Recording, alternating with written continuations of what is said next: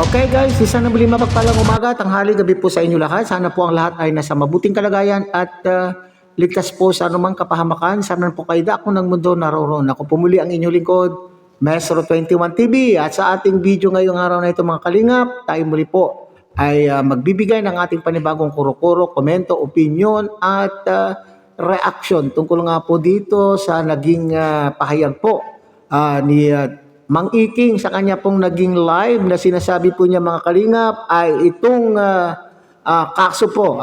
Itong mga kaso po na sinasabi po ay ito pinag-uusapan ng mga kaso po dito sa social media. Itong kaso po kay Kapisot ay nadagdagan na naman po. Nadagdagan po at ito po ay base doon sa naging pakayag po ni Mang Iking. Okay? So alam po naman natin mga kalingap na itong si Kapisot ay mayroon pong hinaharap na may hinaharap po na kaso sa ngayon na isinampa ni Kuya Bal Santos Matubang at nadagdagan nga pa po itong kasong ito sa pamamagitan po ng pagsampa din po ni Kalingap Rab. At ngayon nga po itong sinasabi po, dagdag po sa mga kaso po mga kalingap ay itong sinasabi po ni Mang Iking. So yan po yung ating pag-uusapan ngayong araw na ito mga kalingap. Pero bago po yan ay shout out muna po kay Kuya Bal Santos Matubang, Ate Edna Vlog, Kalingap Rab. At siyempre kung bagong dating lang po kayo, bagong silip lang po kayo sa ating munting channel, sana po inyo rin po takilikin sa pamamagitan po ng pagbibigay nyo po ng like, share, and subscribe. At tuloy pindutin na rin po ang notification bell. At sa ganon, tayo pa rin po ay magkita-kita at magsama-sama sa susunod pa pong mga reaction videos na ating gagawin. Likewise, mega loud shout out sa ating mga kasamahan po dyan sa Karepa, Kalingap Reactor Partners. Sa pamumuno po yan siyempre ng ating Presidente Javier De Leon aka Birador. At ang kilikin din po natin mga kalingap ang ating mga kalingap partners, kalingap charity vloggers, lalo na po yung mga nariyan po sa iba't ibang kalingap landing pad na meron po tayo sa ating bansa. So mga kalingap, panoorin po natin ang isang maikling video clip na ating pong kinuha po, likha po ito mga kalingap mula po doon sa naging reaction video po ni Sangkay Lons TV. At Sangkay Lons TV, pahiram nga po muna ang iyong video, maikling video lang po ang ating kinuha po dyan sa lahat po ng may gustong mapanood ang kabuuan po ng video ito, naroon po sa vlog po ni Sangkay Lons. Okay. So ito rin po ay yung boses lamang po. Yung boses po lang ni Mang Iking po ang mapapakinggan po natin na siya po ay may sinasabi tungkol sa dagdag na kaso na isasampa po kay Kapisot. Po, nagkapiste-piste na po ang buhay po ni Kapisot. Okay, hindi nagkasya sa isang kaso. Kaso pa kay Kalingap Rab at nadagdagan pa nga po ito kay papaano na lamang po ang buhay po ni Kapisot mga kalingap. So panoorin po natin ito mga kalingap. Hindi man po obra yung sorry. Hindi man para sa kaalaman nyo po, si Nika hindi vlogger. So may nababanggit dito si Dr. Love, nasabi niya na hindi uubra yung sorry. And si Nika, hindi daw vlogger. Meron siyang binabanggit dito na Nika. No? Kilala niyo ba kung sino si Nika? Ay hindi vlogger. Kung mag-sorry ka man, wala yon. Tuloy yon. Hindi po vlogger si Ma'am Nika. Kung mag-sorry ka man daw, sabi ni Doklat, si Kapeso ang kanyang inaano dito at tinatapik, wala daw yun. Tuloy daw. Tuloy ang alin. Tuloy ang ligaya. Sinasabi niya kasi dito na si Ma'am Nika daw ay hindi vlogger. Siguro ito, para sa kaalaman ng lahat, no? Tingin ko, itong Nika na kanyang binabanggit, ito yung isang sponsor na si Nika, ano nga ba yun? Pagado? Basta ganun, di ba? Ito yung kasama ni Hasang nung pumunta siya doon sa Kinaviansay, di ba? Ito yung sponsor na sponsor din na sinasabi na ito yung isa sa mga sumama nung nagpatulfo sa kay Kuya Val. Tuloy natin. hindi makakatulong ang sorry mo. Kasi tapos mo nang isinigaw. No. Tapos mo na daw isinigaw ang alin. Isinigaw na hawak niya ang beat. Ano kayang sinigaw nito ni Kapeso? Pakinig pa tayo May problema ka na kay Rab. May problema ka pa kay Kuya Bal. May bago ka pang problema kay Nika. Okay, so yan po mga kalingap. So base po doon sa inyong sa ating pong i-plinay na mula po kay Sangkay Lons mga kalingap ay may i-plinay po itong si Sangkay na mula rin po sa naging live po ni Mang Iking. Okay, so sinasabi po niya, may binabanggit po niya mga kalingap, itong sponsor. Itong sponsor ng Team Guapa, hindi natin alam kung sponsor po ito mismo ni Dalaga o ni TQ. At the same time, the sponsor po ng ating Guapa. At pinangalanan po niya dyan, mga kalingap, itong Nika. Okay? So, hindi rin po sigurado itong Sangkay Lons mga kalingap kung ito kung anong totoong pangalan o Nika. Sinasabi po dyan ni Mang Iking ay hindi naman daw po vlogger itong mga kalingap, parang sa pagkakaintindi ko o sa pagkakatanda. Okay? Sa pagkakatanda po natin ay ito po yung sinasabi ni Sangkay at ito rin po yung ating natatandaan na kasama po ng mag-ina nung sila po ay nagpatulpo. Parang ito yung nagyakag sa kanila na magpa-picture po doon sa NBI mga kalingap. Okay? So kasi nga noong kasagsagan po ng tulpo-tulpo na yan mga kalingap di ba? Kung saan-saan po sila nagpa-picture, may picture po na nandun po sila sa labas ng NBI, may picture na kasama po nila itong si Jessica Soho, na hindi natin alam kung AI generated po itong mga kalingap o totoong nakadaupang palad po nila o totoong naroon po sila sa vicinity ng NBI, hindi po ba? Kasi parang blinablock po tayo noon mga kalingap na itong mag-inang ito o itong pamilyang ito ay nagpunta na po nagpunta na po sa NBI upang sa ganun ay magsampa po ng kaso laban po sa kalingap at noon nga po ay maraming kuro-kuro noon na bakit naman po pumunta pa kay Jessica Soho at si Jessica Soho naman po ay ang kanya pong programa ay hindi naman po action program or anong tawag po dyan mga kalingap, hindi naman po programa na nagtumutulong o nagbibigay payo sa mga inaapi di umano. Okay?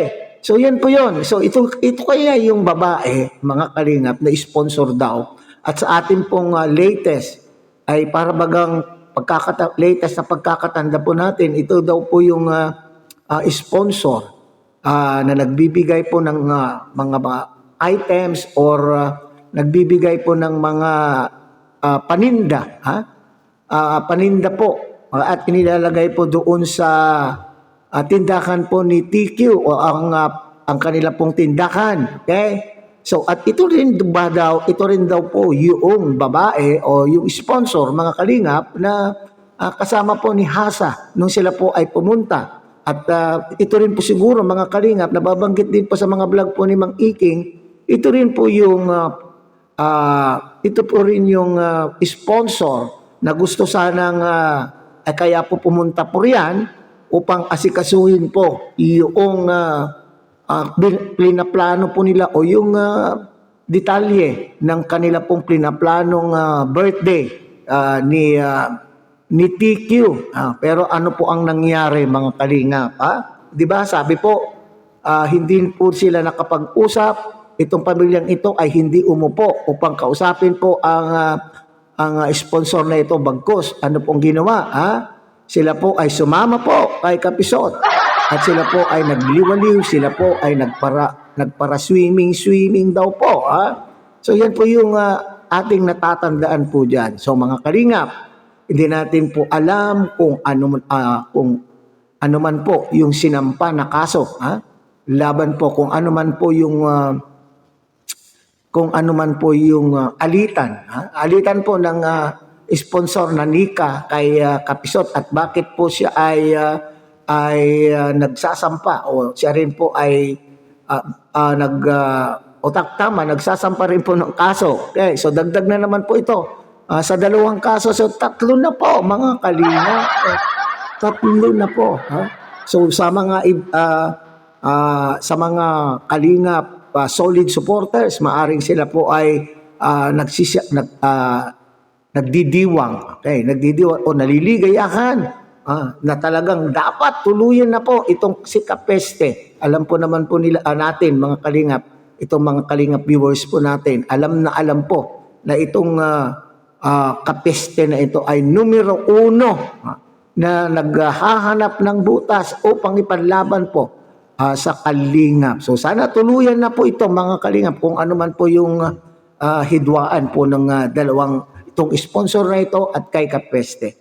Ang gulo-gulo na mga Kalingap. Kung atin pong matatandaan, ang sinasabi po ng pamilya na ito ay hangad lamang daw po nila ang katahimikan. Pero unti-unti na pong humuhupa ang problema o unti-unti na pong humuhupa po ang ang ano po dito, ang usapin. Pero ito na naman po panibagong issue, hindi na natapos-tapos po ang issue.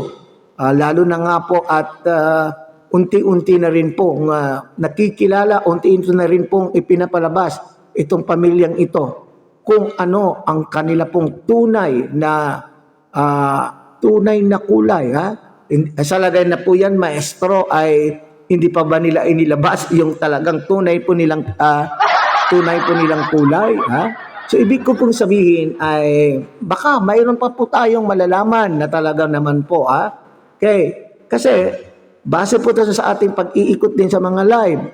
Di ba may mga issue din po na itong nanay mismo kaya nagkakaroon po ng bashing, kaya nababash ang kanya pong anak ay dahil itong nanay din po ay hindi tumitigil sa kapag para comment at pagdadayo o pagpupunta sa mga iba't ibang live at tuloy may nagsasabi na ito daw pong grupo po ng isang community po na tumutulong daw po secretly kay Kapisot upang lumaban. Okay, ito daw pong grupo na ito na gusto din pong pabagsakin itong Kalingap. At kaya nga po sila po daw ay nag-iimbestiga. Ito marurunong po ito sa itong community na ito o itong grupo na ito ay marurunong po sa batas eh. So ang kanila pong parating sinasabi po sa kanila pong live at sa kanila pong content ay tungkol sa mga pang-aabuso di umano ng Kalingap, yung ang kanila pong sinisilip at ang kanila pong sinasabing poverty po na matagal na pong issue po yan mga Kalingap. Okay? So, nakakalungkot. Okay? Ito kasi yung dahilan kaya nagkakagulo para sa akin mga Kalingap. Isa po sa dahilan kung bakit nagkakagulo, pinag-aagawan po si Tikyo. Ano ba itong si Tikyo? Ito ba ay isang mina, isang para baga siguro sa isip po nila ay pag nandiyan sa kanilang poder, itong si Tikyo ay isang para bagang mina na sila po ang nakahukay sila ng mina. Okay? So, kaya nagkakagulo para sa akin mga Kalingap ay siguro ito yung bawat isa ay mayroon kanya-kanyang sariling layunin. Okay. Kawawa dito po mga Kalingap. Sa katotohanan po mga Kalingap, kawawa po dito po si Tikyo. Kasi gamit na gamit po ang si Tikyo at ang pamilya. At sabi nga ng iba, sa inis din po, sinasabi din, kasalanan din po nila yan. Kasi ginusto din po nila yan. Hindi rin po sila nag-isip. Hindi rin po sila nag-isip at nasilaw lang daw po sila sa mga pangako rin po. So, akala po natin nung una ay sila po ay nabuo. Sila po ay nabuo upang susuporta kay TQ. Pero ngayon lumalabas na Itong Team Guwapa na ito mga kalingap ay nabuo daw po. Binuo ng mga taga-suporta, binuo ng mga ng sponsor, at siyempre itong binuo po ng scouter na itong si Mang Iking at ni Red Sane. Na wala daw pong kaugnayan po itong si Tikyo. Bakit walang kaugnayan, ha? Okay, maski sabihin po natin na binuo po nyo yan, na kayo lamang, pero ginamit pa rin itong ninyo, kaya nga po guwapa. Maski sabihin po nyo, walang pangalan po dyan si Tikyo, pero kaya nga naging guwapa. Kasi yan po yung inaano po ninyo noon, ina-associate po ninyo si guwapa, itong si Tikyo, na si guwapa. Okay, so maski sabihin po nyong walang kaugnayan, yung Team Guwapa na yan ay binuo po ninyo, na wala naman po si TQ, pero kasinungalingan po yan mga kalingap. Nabuo po yan, grupo na yan, dahil kay Guwapa po ninyo. Na ngayon po ay hindi naman na kayo pinipili. So, nagkagulo, sabi ko nga, dahil may kanya-kanyang layunin. May sariling personal interest.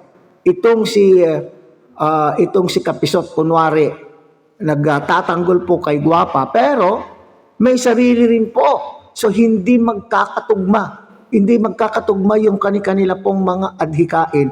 Hindi magkakatugma po yung kanila pong purpose, layunin. Kung ano po talaga. Para saan ba talaga sila?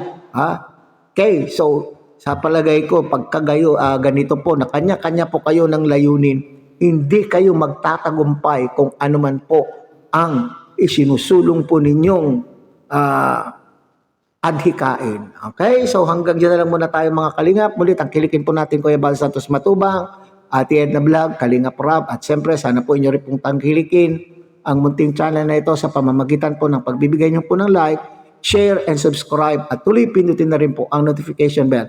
At nang sa ganon, tayo pa rin po ay magkita-kita at magsama-sama sa susunod pa pong mga reaction videos na ating gagawin. Muli, isang mapagpalang umaga, tanghali, gabi sa inyong lahat. Mabuhay po kayo at God bless everyone.